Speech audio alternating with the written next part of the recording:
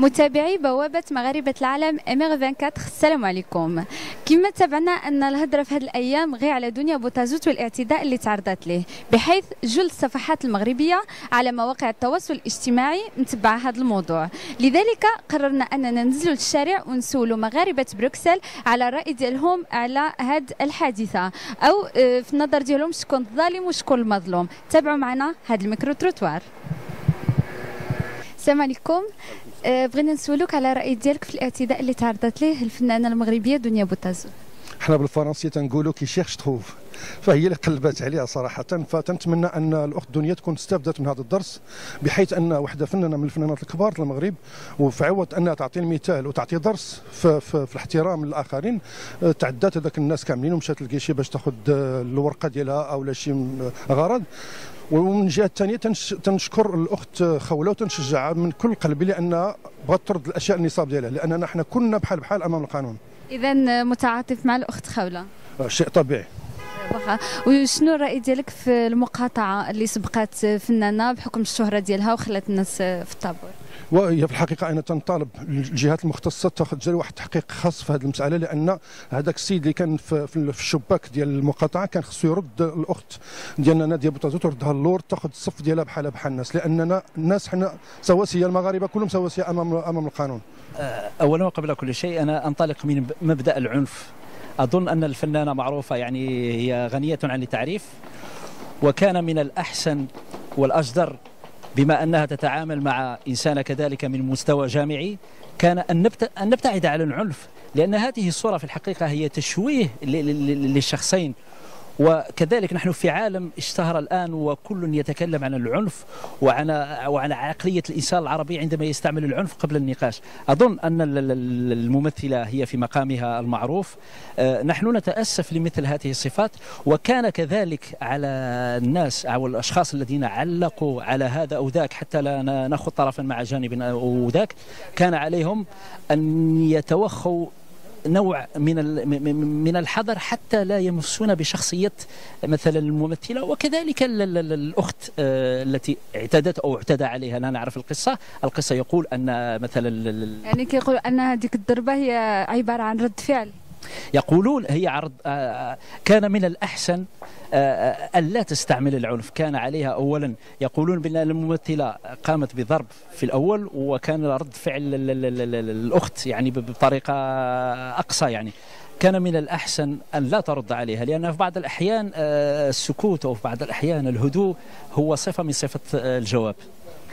مع الأسف الشديد أنا برأيي بكل احترام للفنانة، هي دارت شي حاجة مش مزيانة. ديجا واخا تكون فنانة ومشهورة مهم أن الحقوق كنا بحال كنا بحال. فإذا أنه تاخذ المكان ديال واحدة أخرى ولا المهم بالتأكيد ضد العنف وضد التشامت وهيك شيء، ولكن هي عندها الحق. ولا ويك هي عباره عن رد فعل. وفي نظرك ملي كتروحي المغرب كتلقاي الادارات مثلا هذا كيسبقوا شي واحد بحكم الشهره ديالو ولا؟ المهم مع الاسف هادشي كاين في المغرب، كاين كلشي رشوه، كاين المهم ماشي هادشي ماشي جديد في المغرب. دونك فوالا. دنيا بوتازوت كما كنعرفوها فنانه مشهوره، ضحكتنا بزاف هي والكوبل كبور وضحكنا معها وكذا.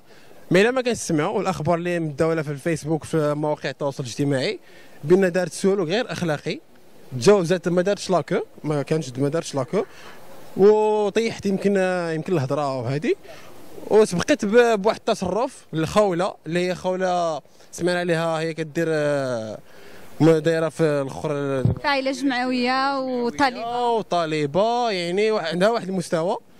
الطلبه كنعرفوا كما كاع فتنا حنا طلبه، ما غاديش نجيو غادي نديروا شي تصرف ماشي هو هذاك.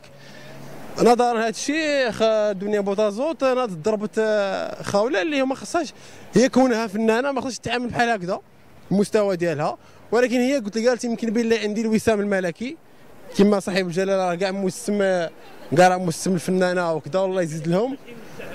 خصو ما يوزعش، هو يعطينا شويه للناس اللي راه علماء وكذا وهذه وطالعين بزاف. حنايا هنايا دنيا بوتازوت كفنانه نحترموها، مي باش تزاوج الحدود نتاعها ما باغينش هذا الشيء، ومتضامنين مع خوله والله يشافيها ودنيا. مع اخلاء سبيل الاخت خوله؟